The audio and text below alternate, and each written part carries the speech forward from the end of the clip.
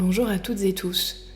Cela fait un moment que je pense à m'exprimer de nouveau sur cette chaîne, car le moins que l'on puisse dire, c'est que j'ai beaucoup de choses à dire justement. Mais comme je l'ai beaucoup dit en réponse à vos commentaires dernièrement, le temps me manque. Mes consultations, ma vie de famille ainsi que ma vie associative me demandent beaucoup de présence. Toujours est-il que malgré une fatigue carabinée, je prends l'heure de battement que je trouve ce jour pour vous transmettre ce qui suit. J'ai ouvert la carte de la prochaine nouvelle lune, qui aura lieu à 9 degrés du Scorpion le 1er novembre à 13h47 heure de Paris, et j'ai été plutôt inspirée par ce que j'y ai vu. Comme toujours, je ne vais pas m'amuser à faire de prédictions. Ceux qui me suivent savent qu'en plus de trouver cela dangereux, il s'agit pour moi de quelque chose de contre-productif et que mon intention a toujours été, et l'est toujours, de vous accompagner au mieux dans le présent. Et ce, même si le présent que nous vivons collectivement nous enjoint souvent à chercher des moyens de le fuir. Alors sur cette carte, plusieurs choses retiennent mon attention. Déjà, évidemment, cette superbe figure de l'enveloppe qui pointe sur Neptune et vient dire quelque chose comme un arrêt sur image de là où nous nous trouvons collectivement aujourd'hui. Les planètes qui composent cette figure sont très parlantes et on s'intéressera à voir qu'est-ce qui, dans votre thème natal personnel, peut éventuellement venir faire écho à cette figure. Ensuite, Saturne apparaît comme un marqueur important de cette temporalité, pour deux raisons. Il est le point focus d'un T carré qui est en train de se détacher, mais il est aussi la seule planète avec laquelle la nouvelle lune de ce 1er novembre est en aspect. J'y reviendrai. Enfin, j'observe une troisième figure tout aussi importante, celle du demi-rectangle. Il s'agira ici, une fois encore, de venir compléter cette figure avec votre thème personnel. Alors, concernant la figure de l'enveloppe déjà, on la repère assez facilement sur le thème. Elle se compose d'un grand rectangle, bien visible ici, qui se forme par le trigone entre Mercure et Mars, et le trigone entre Uranus et Pluton, qui sont tous deux rejoints par deux sextiles. Un sextile entre Pluton et Mercure, ainsi qu'un sextile entre Uranus et Mars. Mars et Pluton s'opposent, tout comme le font Mercure et Uranus. Enfin, pour fermer l'enveloppe, Neptune catalyse l'ensemble de ces astres en recevant un sextile de Pluton, un trigone de Mercure, un trigone de Mars et un sextile d'Uranus. Bam! Si vous avez perdu votre foi de vue, c'est le moment de vous y relier. La prière, la méditation, les marches dans la nature, la musique, le sport, la peinture, passer du temps avec les animaux, le bénévolat, bref, tout ce qui peut vous permettre d'arrêter pour un moment les réflexions prosaïques est bienvenu. Trouvez comment vous rallier à ce qui vous dépasse, à ce qui est au-dessus de vous. La bonté, l'empathie, la véritable écoute de l'autre. Autant de voies royales pour parvenir à nager dans l'océan de peur dans lequel se trouve la planète Terre en ce moment. Pour comprendre ce que nous raconte la figure de l'enveloppe, il y a plusieurs manières de faire. En analyse individuelle, je vous dis souvent qu'on va commencer par regarder les deux oppositions centrales. De quoi nous parle-t-elle ? De quel défi ? En l'occurrence, c'est très intéressant car il s'agit d'une tension entre octaves, comme si deux canaux précisément étaient fermés. Le premier entre Mercure et Uranus. Uranus est l'octave supérieure de Mercure. C'est-à-dire que pour incarner les facultés mercuriennes, nous avons besoin d'une manière ou d'une autre d'être connectés, d'être reliés à Uranus. Notre cerveau, que représente Mercure, se relie à une sorte de conscience supérieure, représentée par Uranus, pour comprendre, organiser, intégrer des informations qui ont été héritées, en tout cas déjà considérées par d'autres avant nous. Pour le dire autrement, on peut voir une forme de conscience collective chez Uranus, une conscience visionnaire qui souhaite aller de l'avant et que Mercure tente, lorsqu'ils sont en connexion, de capter dans quelque chose d'intelligible. Exactement d'ailleurs comme l'exercice que je suis présentement en train de faire. Or, avec cette opposition, les canaux mercuriens sont temporairement brouillés. On ne comprend plus, ça n'a plus de sens. On pensait avoir une direction et en fin de compte, seul règne une sorte de brouillard. on est confus, voire même anxieux. L'activité mentale peut tout à coup accélérer avec des ruminations, l'impression de perdre le contrôle sur le plan de la pensée qui devient alors désorganisée. Attention avec cette opposition à ne pas parler avant d'avoir réfléchi. L'impulsivité pourrait causer de nombreux problèmes dans un climat de tension collective qui ne fait qu'augmenter à mesure qu'on se rapproche des grands transits en bélier de l'année prochaine. Bref, autrement dit, il nous faut faire extrêmement attention à ce que l'on appelle le mental. Pas sûr qu'on puisse trop lui faire confiance en ce moment. Mieux vaut prendre le temps de l'apaisement, de la respiration, de la contemplation et du recul avant de prendre des décisions. Tout pourrait bien aller trop vite, sinon. La deuxième opposition est, il me semble, très largement documentée par les astrologues en ce moment. Il s'agit de l'opposition Mars-Pluton. Là encore, on est dans une tension entre octaves puisque Pluton est l'octave supérieure de Mars. Tout ce que représente Pluton de collectif chez Mars est donc là aussi temporairement inaccessible ou en tout cas brouillé. Les égos explosent ou implosent plutôt de colère. On se sent constamment agressé pour un oui ou pour un non. C'est une énergie très combative ici où l'on ne peut pourtant s'en remettre qu'à ses instincts. La boussole est intérieure et comme on l'a vu précédemment, Mercure est lui-même confus, on ne pourra pas compter sur la rationalisation pour faire la part des choses. Le risque majeur de ce transit est que l'on se sente écrasé, non considéré, ce qui pourrait libérer des élans de compétition, des envies aussi de domination qui prennent le dessus, avec de la destruction plus ou moins marquée, plus ou moins visible. Alors comme toujours, c'est un transit exceptionnel pour peu que l'on sache s'en saisir. Il est alors possible d'éliminer ce qui en soi mérite d'être éliminé. De mauvaises habitudes, des comportements limitants, etc. Donc attention de ne pas projeter cela sur l'altérité quelle qu'elle soit. Le fond collectif risque toutefois d'être encore plus instable qu'il ne l'est actuellement et, je vais le dire clairement, l'heure est au repli sur soi plus que jamais. Chérissez vos cocons intérieurs, prenez soin de vous et des personnes qui vous entourent immédiatement, voyez ce que vous pouvez faire pour améliorer les situations qui vous entourent. Ne cherchez pas à révolutionner le monde cette fin d'année. Ça serait comme faire des moulinets avec les bras dans un océan de glace. Vous allez vous faire très mal. Pour autant, le point focus de cette enveloppe est notre délicieuse Neptune, maîtresse de l'intuition, de l'inspiration et de la faculté à voir au-delà. Alors oui, remettez-en à votre flair.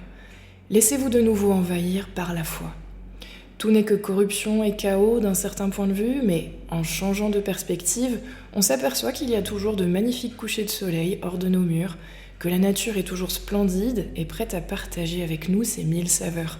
Ne perdez pas de vue l'essentiel en ces temps troubles, la mort n'est qu'un passage, tout comme l'est notre voyage ici et cette période de transformation collective. Tout ceci étant dit, et de façon plus pragmatique maintenant, je vous invite à regarder sur votre thème natal ce qui se trouve bien sûr à l'endroit de ces 5 astres. Particulièrement à l'endroit où se trouvent Mercure et Mars en ce moment, c'est-à-dire sur les derniers décans du Lion et du Scorpion.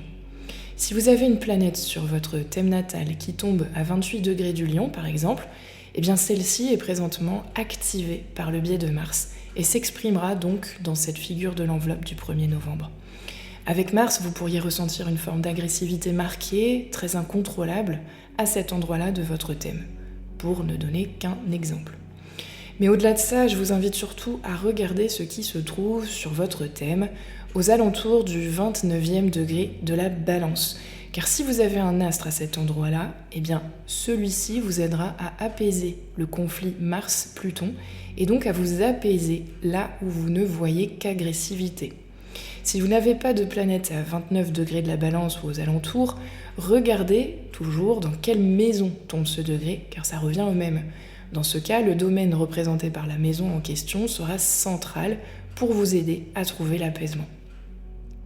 De la même manière, pour retrouver la raison, calmer votre mental embrumé par l'opposition Mercure-Uranus, et peut-être aussi vous y retrouver dans tout ce marasme ambiant de manipulation politique, médiatique notamment, faites confiance à l'astre qui, sur votre thème natal, se trouve entre le 25 et le 29e degré du lion. Pareil, si vous n'avez pas d'astre à cet endroit-là de votre thème, regardez dans quelle maison tombent ces degrés. Les 2 derniers décans de la Balance et du Lion sont libérateurs en cette saison. Pourquoi ? Parce que la figure de l'enveloppe est une figure complexe qui est construite à partir de plusieurs figures dites mineures, dont 2 figures du bateau. Or, pour faire avancer un bateau, il faut une voile. Et pour sortir les voiles des 2 bateaux présents dans cette enveloppe, il s'agit d'aller chercher ces 2 derniers décans. Bon, si vous ne comprenez rien à ce que je viens de dire, je vous invite à consulter mes vidéos sur les figures géométriques. Il y en a une sur le bateau notamment, dans laquelle j'explique comment compléter la figure du bateau, et aussi il y a une vidéo certainement sur l'enveloppe. Je n'ai malheureusement pas le temps aujourd'hui de revenir sur ces aspects plus théoriques. Excusez-moi pour ça. Une dernière chose qui me frappe concernant cette figure de l'enveloppe, c'est que nous sommes sur les derniers décans des 4 signes d'eau et de terre. Nous sommes à un carrefour important, semble-t-il, où, plus que jamais, il nous faut pouvoir faire descendre le subtil dans la matière. L'eau dans le vase contenant que représente la terre. Plus que jamais, ayons les pieds bien ancrés au sol, construisons, bâtissons, prenons soin de la nature, du sol, mais aussi du vivant, quelle qu'en soit sa forme. En le faisant, nous faisons circuler l'énergie d'amour, qui est l'énergie neptunienne par essence, et alors l'eau descend dans la terre. Car sur ces derniers degrés, les degrés de maîtrise, tout est possible avant une profonde transformation qui va nous mener vers un cycle de feu et d'air. La deuxième chose après cette figure de l'enveloppe qui m'a frappée sur ce thème, c'est le fait que la nouvelle lune ne soit aspectée qu'à Saturne par le biais d'un trigone. Saturne qui est lui-même le point focus d'un T carré avec une opposition entre Vénus et Jupiter. Saturne a donc un rôle important à jouer en cette fin d'année. Ce que cela m'inspire tout de suite, c'est une idée qui fait écho en moi depuis quelque temps et que je vais essayer de traduire le plus clairement possible tout de suite. Alors que Pluton s'apprête à rentrer dans le Verseau pour quasiment 2 décennies, il va probablement être question d'un approfondissement encore plus marqué du « no limit », déjà très présent dans nos sociétés, du moins occidentales. Depuis plusieurs années maintenant, il semblerait qu'il n'y ait plus vraiment de règles qui comptent. On repousse de plus en plus les cadres, les normes, on tente tout ce qui n'a pas été expérimenté auparavant. Pluton en Verseau devrait amplifier ce phénomène, ou en tout cas le questionner. Et l'intuition que j'ai, c'est que Saturne a un rôle majeur à jouer pour nous, collectivement, dans cette exploration du no limit. Car évidemment, penser qu'il n'y a pas de limite est un leurre absolu pour Saturne, qui est précisément la limite à ne pas franchir, le cadre réprobateur et castrateur. Le fait qu'il soit aussi marqué lors de cette nouvelle lune signe pour moi une sorte d'avertissement à l'aube de cette entrée de Pluton en Verseau, comme s'il nous disait « Bon, vous avez décidé de repousser les murs encore plus loin, très bien, mais attendez-vous à ce que ces murs ne puissent plus avancer au bout d'un moment, et là, vous serez bien obligé de reconsidérer la question du cadre, de l'éthique, des normes, de la rigueur. » Pour tout dire, l'intuition que j'ai en ce moment, c'est que l'énergie du Verseau est déjà en train de se transformer. Jusqu'à présent, on imaginait le Verseau en lien avec les nouvelles technologies, les voies progressistes, entre autres. Or, aujourd'hui, le Verseau se doit de redevenir saturnien et d'intégrer son cadre. Autrement dit, être original à partir d'aujourd'hui, être marginal, c'est respecter un cadre. C'est avoir une certaine éthique, une certaine rigueur. Comme si finalement le saturnien devenait l'uranien traditionnel. Sortir de cette course au tout technologique, au tout progressiste. Sortir de l'illusion que les murs peuvent toujours être repoussés plus loin, comme le marque d'ailleurs cette opposition Jupiter-Vénus. Eh bien, c'est prendre le risque en effet d'être rappelé à l'ordre par un Saturne vindicatif qui ne manquera pas de se rappeler à notre bon souvenir. N'oublions pas d'ailleurs qu'il rentre en Bélier l'été prochain, et cette sortie de la torpeur des poissons pourrait bien être déstabilisante. Enfin, la dernière chose que j'ai notée sur ce thème de nouvelle lune, et j'avance même si j'aurais encore énormément de choses à dire, car malheureusement le temps me presse, c'est la présence d'un demi-rectangle qui se forme à partir de l'opposition entre Vénus et Jupiter, et Chiron en Bélier. Demi-rectangle pourquoi ? Tout simplement parce que s'il y avait un point entre 17 et 20 degrés, donc qui serait marqué par un trigone insectile à Vénus et Jupiter, eh bien tous ces aspects formeraient une figure du grand rectangle, avec donc 2 oppositions. Pour tout dire, c'est en réalité le cas, puisque la lune noire vraie se trouve à 15 degrés de la balance au moment de cette nouvelle lune. Mais je ne la prends pas en compte dans une analyse collective, car cela demanderait beaucoup plus de temps que ce que j'ai malheureusement à ma disposition là tout de suite pour sortir une interprétation qui fasse sens. Néanmoins, ce que je vous invite à faire là aussi, c'est de regarder ce qui se trouve sur votre thème entre 17 et 20 degrés de la balance, car avec ce point de votre thème, eh bien vous refermez parfaitement cette figure du rectangle. Alors, en gros, ce qui se trouve en face de Chiron en transit sur votre thème en ce moment apparaît comme un angle d'évolution majeur pour vous. C'est, je dirais même, le point sur lequel travailler en ce moment pour avancer, pour évoluer, pour aller de l'avant. À noter que cela tombe dans la maison 8 de cette nouvelle lune, et donc on est bien sur un épisode de transformation très fort ici. Regardez donc où tombe le début du 3e décan de la balance sur votre thème natal, dans quelle maison, car cette maison est vraisemblablement un marqueur fort pour vous cette fin d'année. Chiron libère un grand potentiel de guérison à cet endroit-là, Vénus vient vous donner une forme de légitimité sociale, peut-être même une forme de reconnaissance grâce à Jupiter de l'autre côté en Gémeaux, mais puisque c'est Chiron qui mène la danse ici, il sera surtout question d'une reconnaissance de vous-même par vous-même, de ce que vous êtes capable de faire, de ce que vous êtes en mesure de faire là tout de suite malgré les difficultés. Je l'ai dit, l'heure est au repli sur soi, dans le sens où il est important de se protéger, de prendre soin de soi et de ses proches, et de ce qui fait sens pour vous. Dans un monde, on l'a dit, qui est en pleine et profonde mutation et qui ne va cesser de se transformer sous nos pieds à mesure que l'on avance. Voilà ce que je pouvais vous dire concernant cette prochaine nouvelle lune. J'espère que cela aidera certaines et certains d'entre vous. J'en profite pour dire que les consultations en visio sont toujours ouvertes, alors n'hésitez pas à m'envoyer un mail à inspiration.astrologique@gmail.com. Au moment où je tourne cet audio, j'ai à peu près 3 semaines de délai pour les prises de rendez-vous.